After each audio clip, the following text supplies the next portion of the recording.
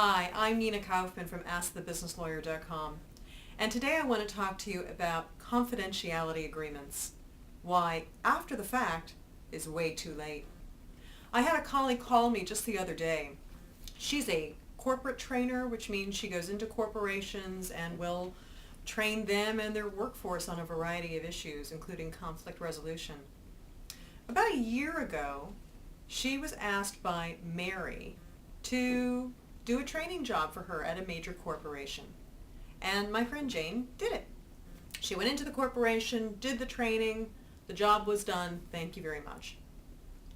About 9 months later, Jane's at a dinner party, and lo and behold, she meets someone from this corporation. Totally different, they hadn't met before, and they struck up a really nice conversation. And the person from this corporation said, "Hey Jane, we'd love to have you come in to talk with our department." It was a totally different department from the one that Jane had worked with about a year earlier. "So come on in and we'll talk about it." Fine. Jane had no written agreement with Mary, no obligations, no nothing. But Jane felt sort of a moral obligation to call Mary and say, "Hey, I just met somebody else from this corporation. They want me to come in and do a job, and I wanted to let you know so that we can be really transparent about this. This was not the connection you made for me." Well, Mary went ballistic.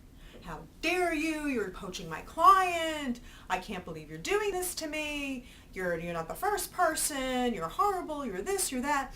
And you're going to hear from my lawyers. I'm going to put together an agreement that I want you to sign saying you're not going to work with this client." Well, I can probably think of a couple of choice words for Jane to have used, but Jane took the higher ground and simply said, "I'm sorry, we're not able to resolve this." Now, Mary's in a real bind. If she didn't want Jane to talk to anybody else from that client, Mary had to say so in advance. Why? Because without an agreement, Jane already came in. She already did the work. There's no legal basis for forcing Jane to give up a valuable right at this point, a year later. And that valuable right is being able to work with that company again.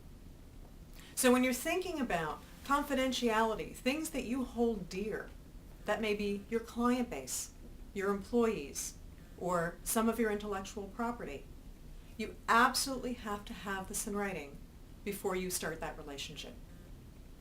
Hope that helps. Again, it's Nina Kaufman from AskTheBusinessLawyer.com.